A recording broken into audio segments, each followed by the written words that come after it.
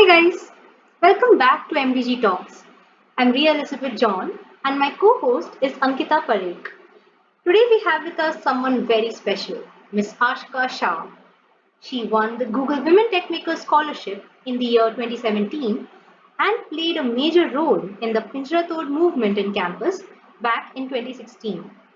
In today's episode, we will be discussing the current situation of women in tech as well as answer some of your niggling doubts in research and regarding higher studies abroad.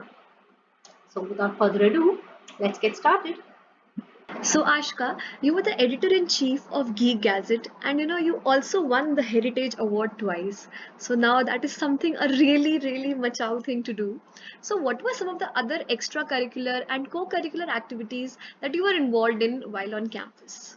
So mostly it was GG being the editor in chief of Ski Gazette, which did take some time, and otherwise I played some badminton also on the side. So I was never in the team, but in the major team, but I like playing it a lot. So that was that. I also, in my third year, I was a part of the Institute Technical Council. So during that time, we organized an institute inter-bhavan technical competition, and I was like organizing it from all directions. So there were people who were going at Bhavan, and there was a lot of management, sponsorship, and like organization and all that things which had to be done. Uh, I was very interested in doing like random things also. So I took part in like dramatics competition, and there was a singing competition where I whistled and all that. So I also used to do those things just for fun on the side. How did you manage time so effortlessly and pursue all your interests? So actually, I tried to do a lot of time management, but I don't think I was successful most of the time. But what worked for me is that I always try to prioritize what I wanted to give my time to. It's not like if people expected me to give X amount of time for this work, I would always do that. I would think about my priorities also, and then figure out how I can do both of those things.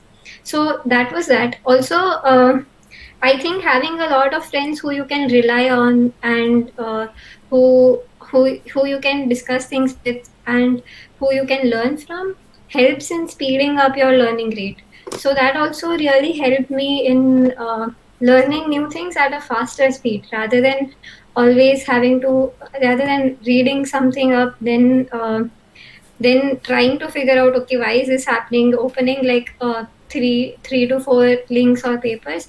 A lot of times it helped if I just discuss things with friends. All right. So, I totally agree with you here, Ashka, about, depending upon your friends, their experiences, helping each other out. It all really helps out. All right. So, moving on. What about your academic interest while you were there in IIT Roorkee campus? And what exactly got you into the idea of research? What excites you about, the field of research? I got interested in research initially from the Compark course in IIT Roorkee, where I was like really excited about how system like a microarchitecture system it came into place from like small parts of the system. Like there was this time when everything got together, and it was a fully working nice pipeline microarchitecture.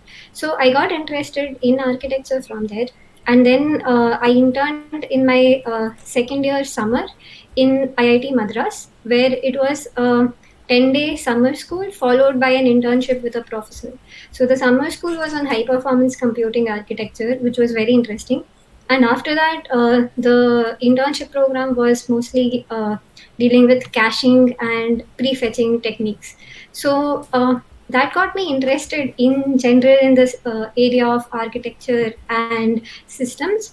And then after I was back, it was like very normal for some time, like just normal day-to-day things. But in for our lab-based project, one of my friends suggested that we work on scalability for bitcoins and blockchain systems basically. And that I read a little bit about it, and I became very interested in improving the efficiency and scalability and how the entire system actually worked. Like small projects along the way led me to thinking that okay, I want to do research, and I want to do research improving in systems and in improving efficiency or accessibility.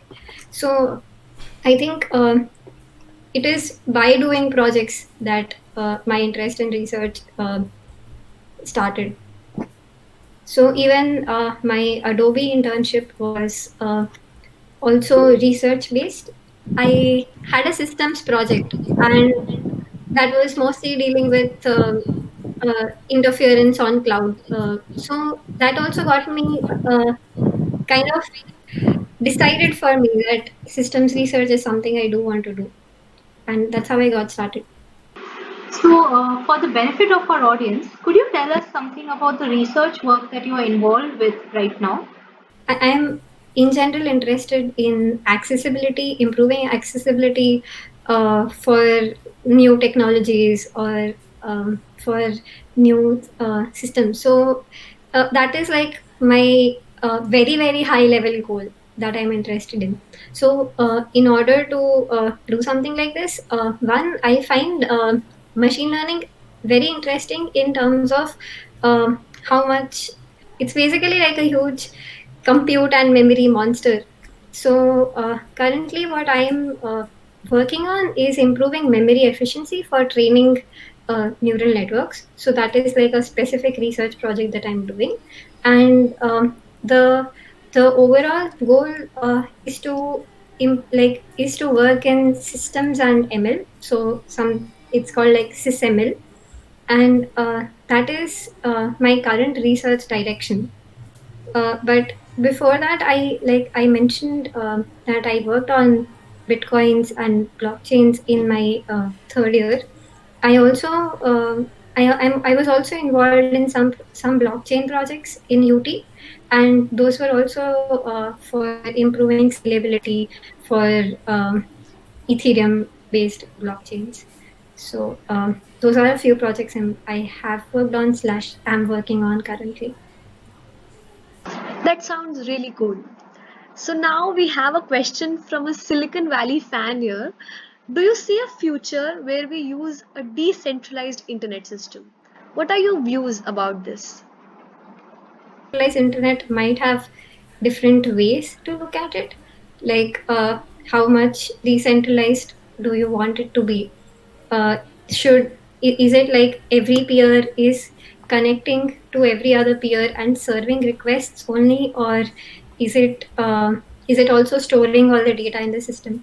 But I think there are many challenges to having a fully decentralized internet, maybe in terms of the the so there are some systems which exist which try to do this. Like there is IPFS, which is a blockchain which tries to be a decentralized internet as such. But there are issues like how do you roll back something that you don't want in on the internet anymore, or how do you probably maintain privacy, or how can you scale such an internet? So I think there are a lot of challenges in that. Maybe it might not be uh, something that is very near in the future, but say if we go to Mars and we are like all high tech colonizers of Mars, maybe we can think of also doing this just for fun. I don't know. So, a lot of girls from the non-CSE branches uh, have dreams of getting into the computer science field but feel discouraged to do so because of their branch. So, besides hackathons and competitions, what other opportunities should one look out for? I think that this might be true even for the guys who are not in the CS branch and want to go for CS. So let me first talk about like gender neutral what you can do, and then move to the girls should approach it. Can like the problems girls might have also in this. So normally I would suggest that there are many resources online to learn about CS related work, and a lot of people actually I've seen getting into data science when I was like 2-3 years back at least. Especially, I've seen a lot of chemical grads getting into data science and doing really well in that. So there are fields like data science. There is also an upcoming computer related field, which is HCI, human computer interaction, and that also has a lot of CS usability and a lot of good research going on. So, like the gist of before going into all this, I would like to say that it is like computing or computer science is not just doing dev, or it is not just doing front end or back end. There are too many things associated with computer science, and it's not like you need a computer science degree to start working on those fields. You can always learn from the internet and see exactly what field in computer science interests you, and then go accordingly and learn it. So, like concretely putting, I think there are a few things you guys can do. Maybe if it is possible to get dev jobs during internship or placement seasons, you can definitely go for that. You can learn data science, and there are, or even not data science and dev job itself, and there are a lot of startups which do hire or take interns who are not just from CSE, and those there are amazing startups which are recruiting from LinkedIn. Like you can contact them via LinkedIn and all. So there will always be enough job requirements for you to fulfill, but learning might happen for you like for using online sources, or even there are a lot of technical campus groups which are really useful, especially for like people who are in non-CS branches, and those can also help you get up to speed with learning. Also, there is a lot of CS work that goes into that happens in different fields, like not just CS, but say there is mechanical. So a lot of mechanical engineers end up doing robotics and other kind of reinforcement learning and more CS related work later on. So consider physics. There is computational physics that a lot of people end up doing, and that involves a lot of aspects of CS.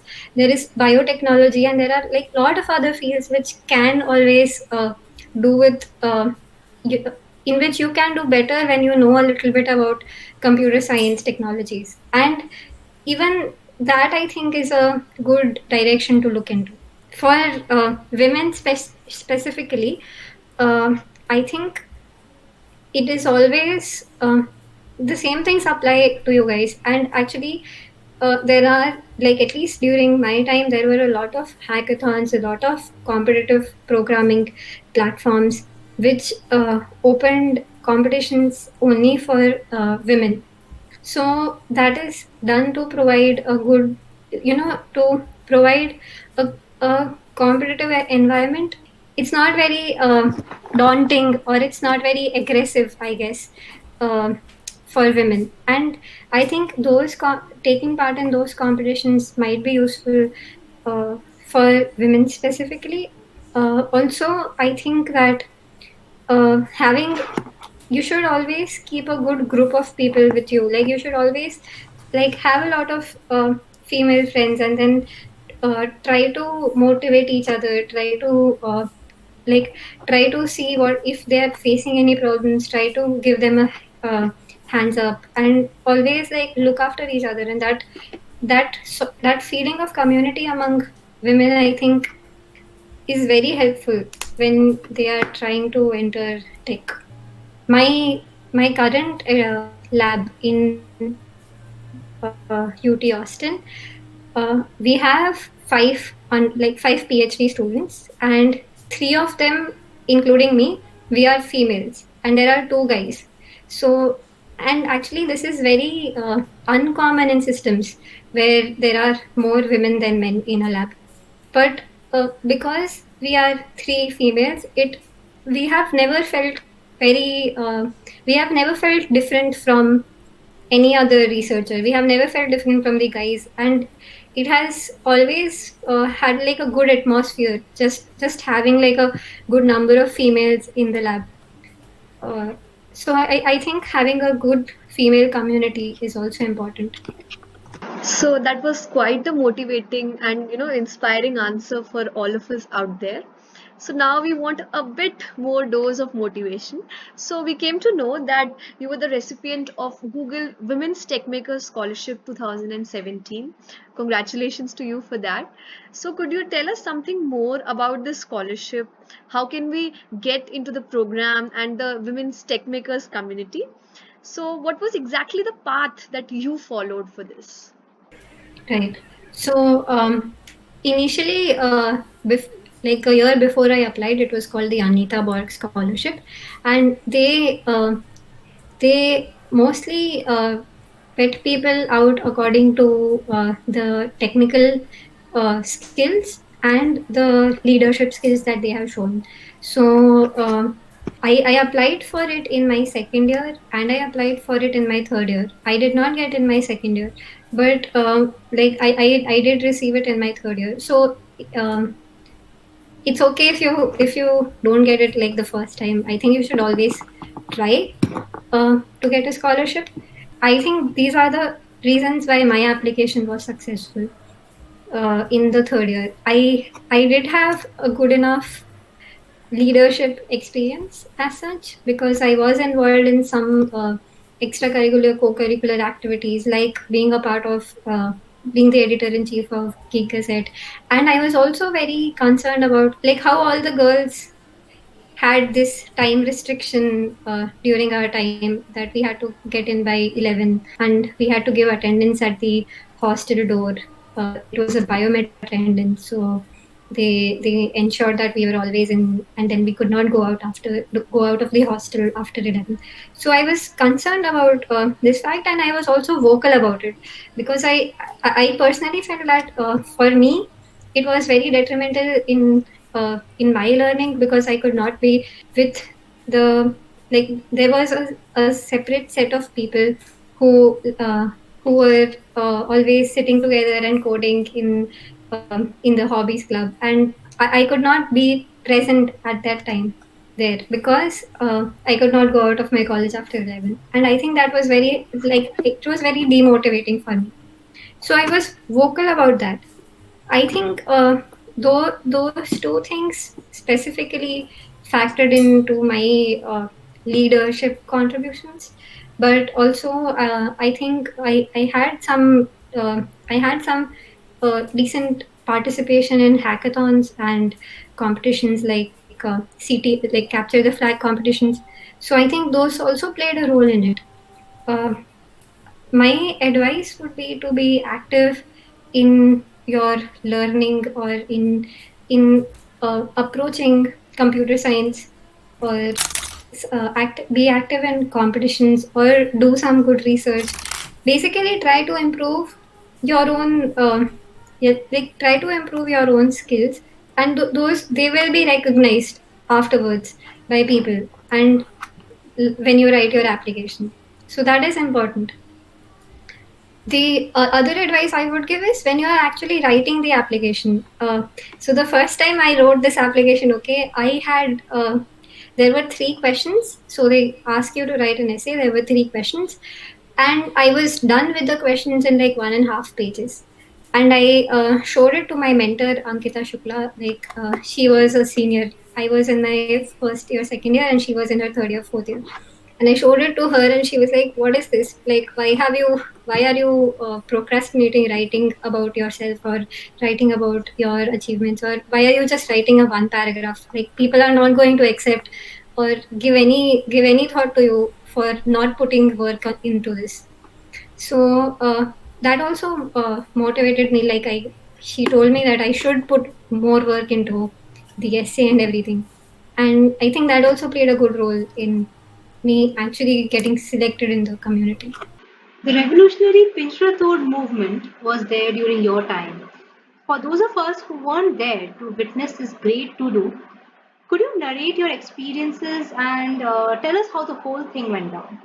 So actually, I think I might be a very good person to ask that too. Like, I'm not going to lie, um, because so we were among the few girls and guys who were very vocal about this thing. So there was an 11 p.m. restriction for girls' hostels, and girls could not get out of their hostels after that, and they had to be inside the hostel and give an attendance. Most of the times they did not check attendance, but there was always like the fear that they would. And also, you guys could not, like, girls and guys could not go into each other's bhavan except for on Bhavan's day. There was a post on Facebook by a senior. He was a guy, and he said that why are the girls not even caring about this? Why don't they care about their freedom and their rights? And it was, I felt that yeah, that's right. There were some people who had done some work to increase the girls timing by from 10 to 11, and they had talked to the dean and talked to the administration and got this done. Like, there were seniors like Aarti Negi and Gaur. So they also were like, yeah, if someone wants to do something about this, you can contact us. You can we'll give you our support and all that. So we met the senior who had posted this, me and another female friend in CS, and we talked. So he said that unless you start taking these things personally, and unless they hurt you personally, you guys are never going to do anything about it.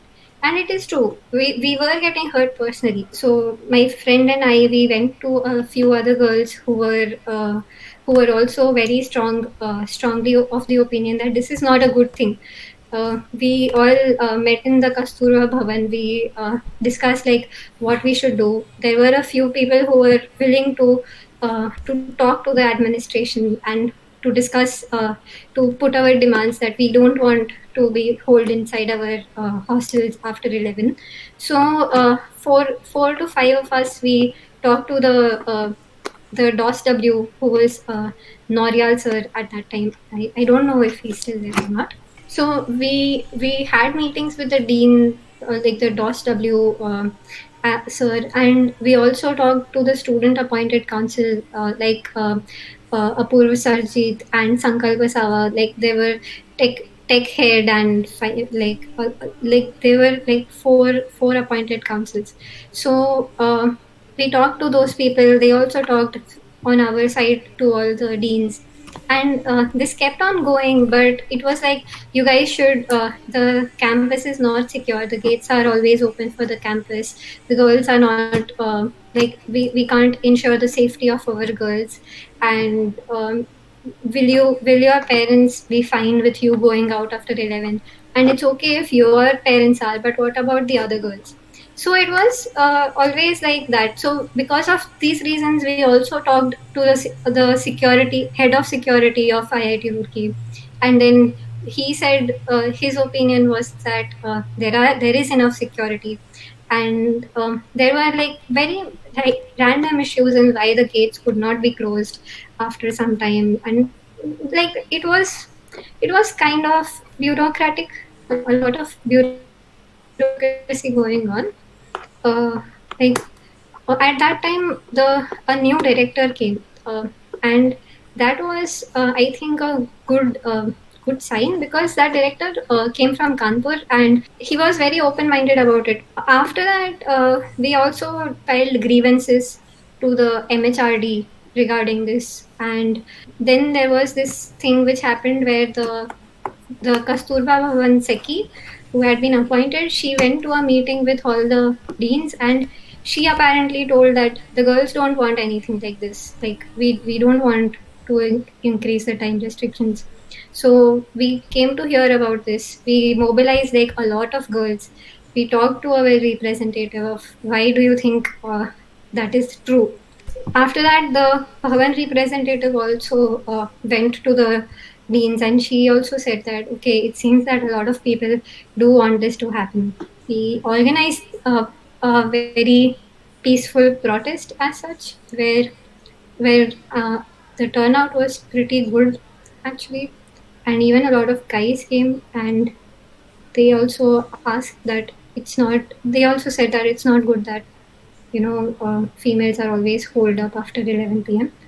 It's not good for them, and it was. I think it was a very successful protest, and after that, things like things kind of went very quickly. I think Apur Sarvajit also talked to the dean and the director, and then 11 p.m. deadline completely.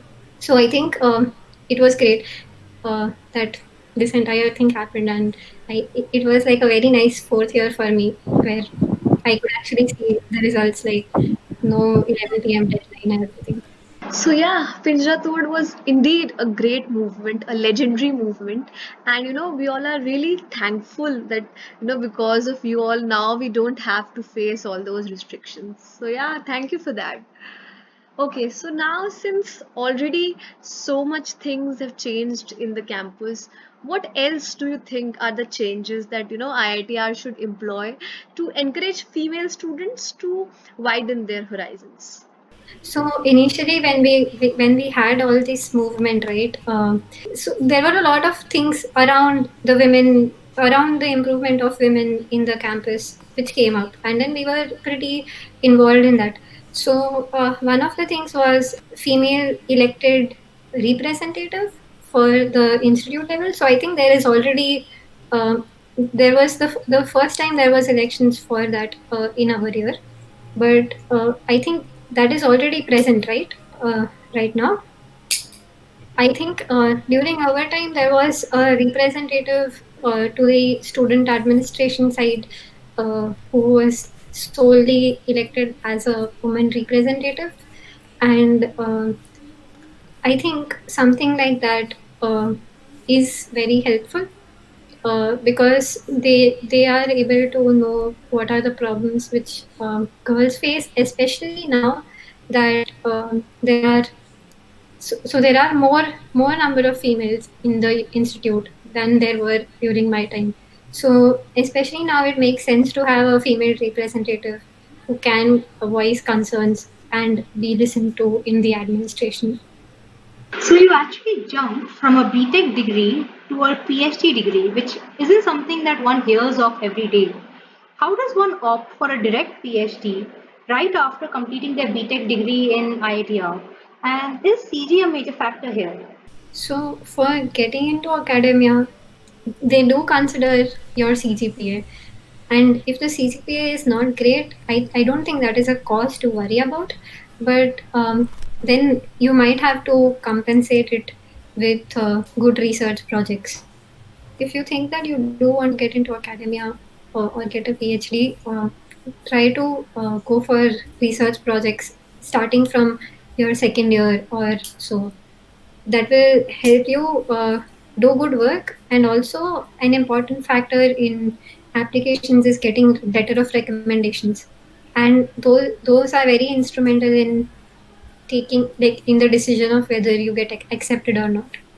So if you can work with well established professors, try to get their letter of recommendations.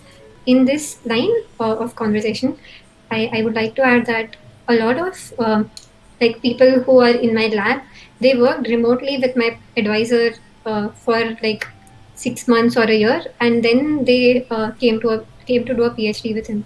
So remotely working with an advisor, say for your lab-based project or like just your BTP. I think for BTPs also now it has become more common to do a student go to some other university and do your BTP. So doing these things will help increase your chance of getting a PhD or even a master's admit actually. Okay, so you talked about getting involved in research projects and reaching out to professors for the same right from your first year or second year. But what advice do you have for somebody who's in their third year or final year and haven't had the opportunity to reach out to the right people and get started with academia, but are interested in going into research?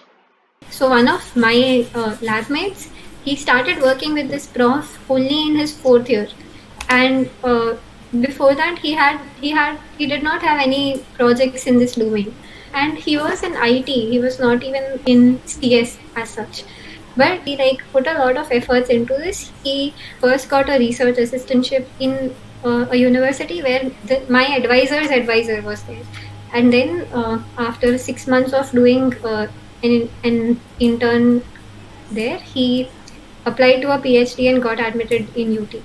So there are other options also you can do. There is always an option of RA-ship where you can apply to a prof and ask them to work as a visiting researcher with them. I think a lot of professors, especially Indian profs, are very really want a good research culture in India, and they are always willing to take and mentor students as far as their time permits. So you can always do that.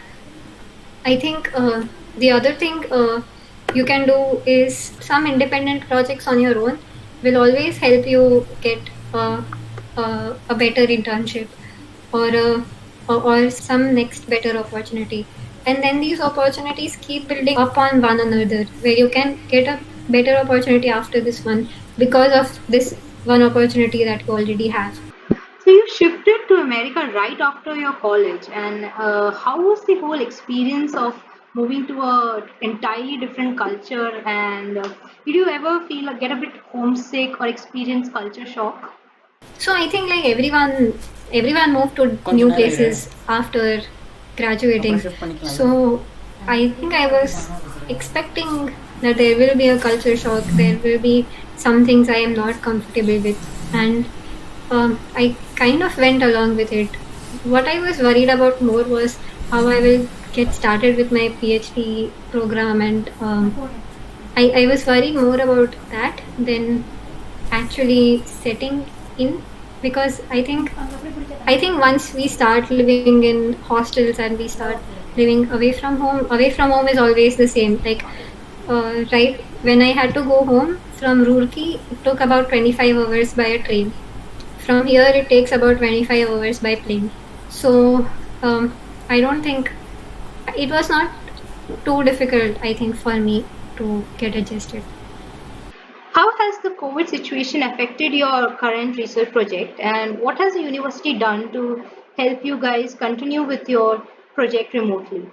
The university has most of the courses for the fall semester online.